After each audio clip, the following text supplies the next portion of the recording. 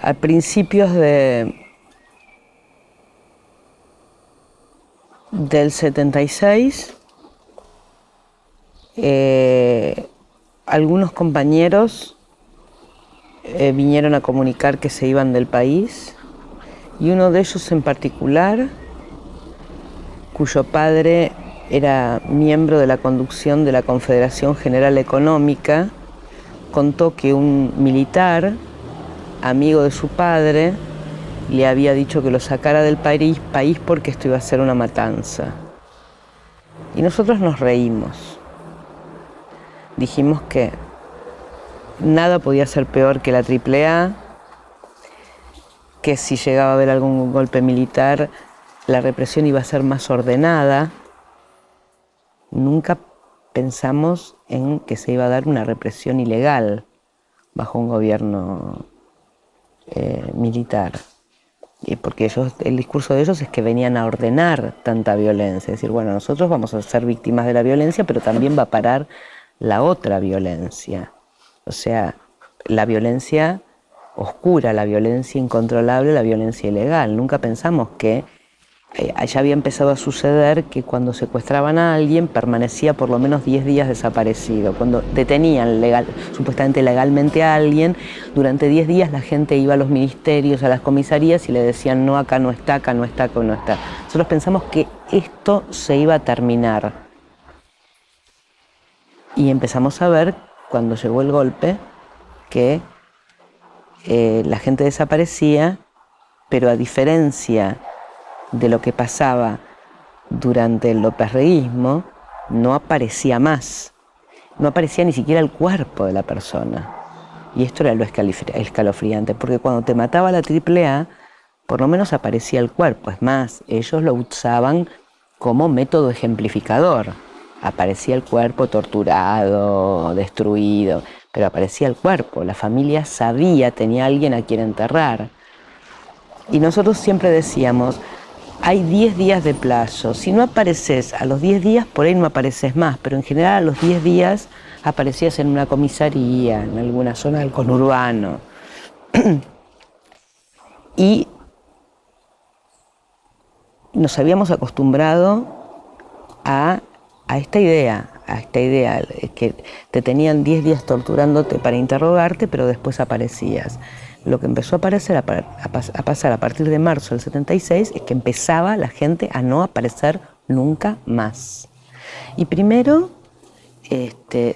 se valieron de las listas de gente que había caído en manifestaciones legales en la época de la democracia, cuando empezó a haber un poco más de represión, había una protesta, una marcha, se llevaban a 40 compañeros. Bueno, estos compañeros fueron los primeros que fueron a buscar, y después las comisiones internas y los delegados de las fábricas.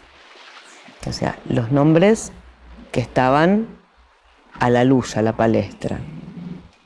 Y después empezó la cadena de caídas.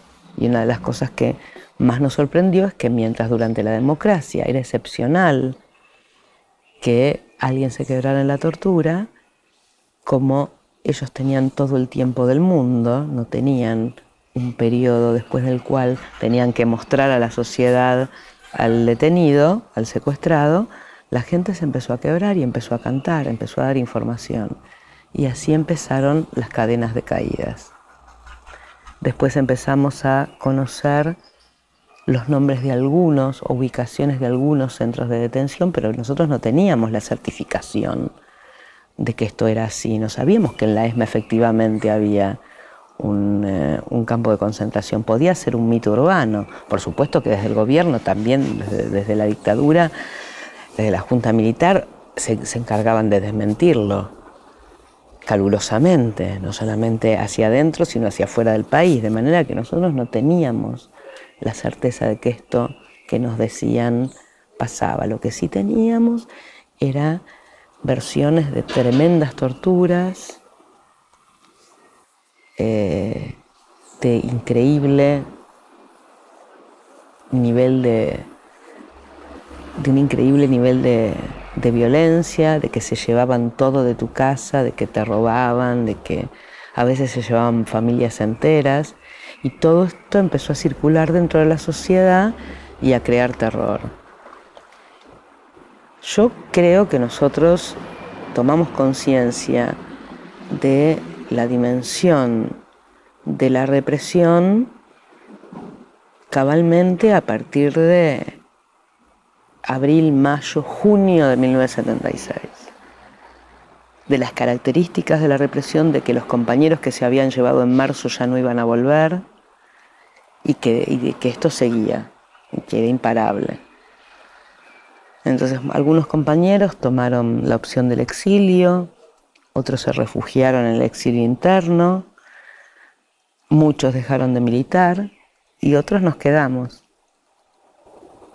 Nos quedamos con la sensación de que esto avanzaba y que ya no había vuelta atrás. Y empezamos a notar en los barrios que ya no nos recibían con los brazos abiertos como antes, de que ya la retaguardia que nos habíamos armado, que eran amigos, que eran colaboradores o familiares, ya nos cerraban las puertas porque tenían miedo por sus propios hijos o por ellos mismos. Y la cosa se fue poniendo cada vez más peligrosa.